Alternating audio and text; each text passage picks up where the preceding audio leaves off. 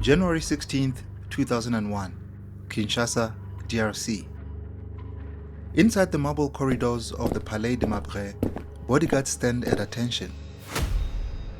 In a quiet office, President Laurent-Désiré Kabila, the man who overthrew Mobutu Sese Seko, sits on his chair.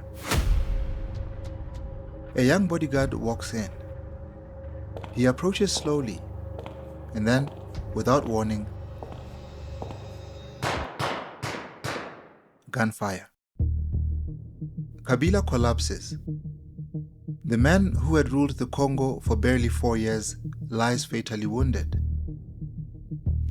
The news spread like wildfire. The president, shot in his own office? Soldiers flood the capital. Ministers scramble for control, and foreign embassies go silent. For a country at war, the killing of its president feels like the beginning of something darker.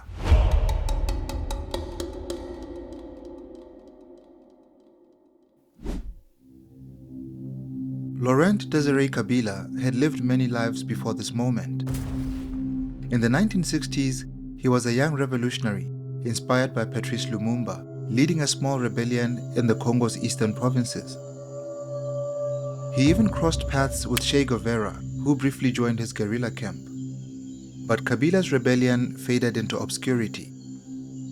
For decades, he lingered on the margins of power, a forgotten warlord running smuggling networks in the shadows of Lake Tanganyika. Then, in the mid-1990s, history called him back. Mobutu Sese Seko's dictatorship was crumbling. Rwanda and Uganda, flushed from their own military victories, were looking for a Congolese frontman to lead a rebel movement against Mobutu. They chose Laurent Kabila, and in 1996, with their backing, his alliance of Democratic Forces for the Liberation of Congo began its march across the country. In May 1997, Kabila entered Kinshasa. Crowds lined the streets, and the world hailed the end of one of Africa's longest dictatorships. Kabila, once forgotten, was now president. But the man who had rode to power on the back of foreign allies quickly grew restless under their influence.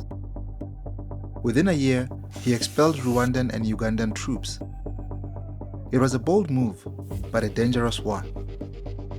The allies who had made him president now turned against him. Congo slid into the Second Congo War, the largest conflict in modern Africa, drawing in 9 countries and leaving millions dead.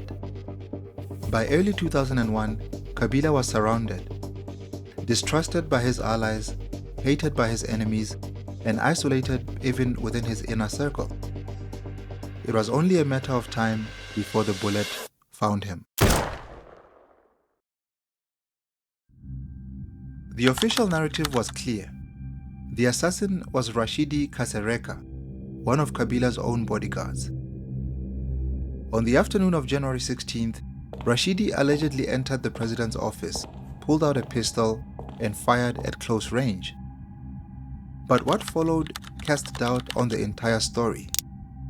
Almost immediately, Rachidi was gunned down by Colonel Eddie Kapend, who happened to be the president's aide-de-camp. The only man who could explain why he fired on the president, neutralized on the spot. It was too fast and a little too convenient. Was Rachidi truly the assassin, or was he the perfect scapegoat? Even his background is suspicious. He was young, barely in his 20s, and recruited only a few years earlier. And yet, somehow, he was close enough to the president to be in the room and within arm's reach. Did he act out of personal grievance, or was he placed there by someone with far more influence? The fact that Rachidi never lived long enough to speak has left a gaping hole in the official story, and it has also fueled endless speculation. 3 main theories have survived the years, each with fragments of truth, but none with certainty. The first theory is one of the lone betrayal. Some accounts claim Rachidi acted out of personal anger, that he had been mistreated, or that Unpaid wages pushed him to turn his gun on his leader. But could one disgruntled bodyguard so easily assassinate the president of a nation at war in the heart of his own palace without any help? Critics say this theory is too simple and too clean. It reduces a complex assassination to a moment of personal rage. The second theory is that of an inside job. Kabila had made enemies within his own circle: generals, advisors, and even ministers. Many were frustrated with his leadership. It had turned erratic, secretive, and even suspicious. Some whispers even accused his son, Joseph Kabila, although no evidence has ever confirmed it. But the speed of Joseph's rise to power did raise eyebrows. Within 48 hours, he was sworn in as president at just 29 years old. Soldiers saluted him, ministers accepted him, and foreign governments recognized him. There was no power struggle and no chaos. For a country in the middle of a civil war, the transition was astonishingly smooth. To some observers, it looked less like a spontaneous solution and more like a plan waiting to be activated. The third theory is that of foreign involvement. Rwanda and Uganda had perhaps the strongest motive. Once Kabila's patrons, they had become his fiercest enemies. He had turned against them, expelled their troops, and fought their allies in eastern Congo. Removing Kabila would have reshaped the battlefield in their favor.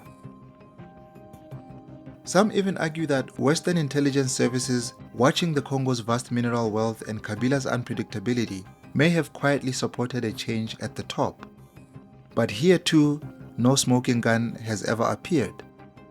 Just whispers and rumors that refuse to die. Each one of these theories explains part of the puzzle, but none fully explains it.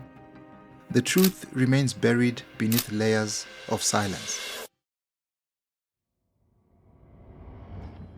What followed was almost as shocking as the assassination itself. Instead of chaos, there was calm.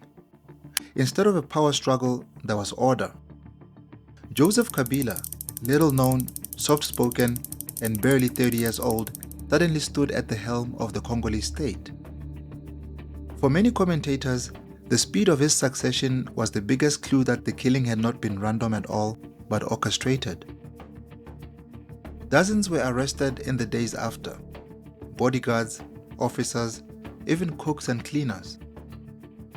Some were tortured, and many were executed. A military tribunal handed down death sentences in a trial that human rights observers called deeply flawed. And yet, for all the blood spilled, none of the convictions brought clarity. Instead, they reinforced the sense that the true story was being buried alongside the accused. Foreign governments too moved on quickly. They embraced Joseph Kabila as the new leader. Aid resumed, and talks for peace accelerated. The machinery of power had adapted, and in that adaptation, the truth of Laurent Kabila's death vanished into silence. More than 2 decades later, the assassination of Laurent Kabila remains one of Africa's deepest mysteries. Was Rachidi Kasereka really the assassin, or just a fall guy? Was it an impulsive act of betrayal, or an inside coup that was disguised as chaos?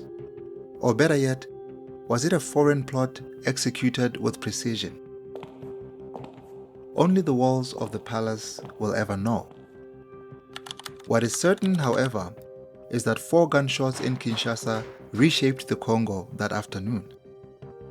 They ended the life of a man who rose from guerrilla obscurity to the presidency and ushered in the long rule of his son, Joseph Kabila. But the question remains: who really killed Laurent-Désiré Kabila?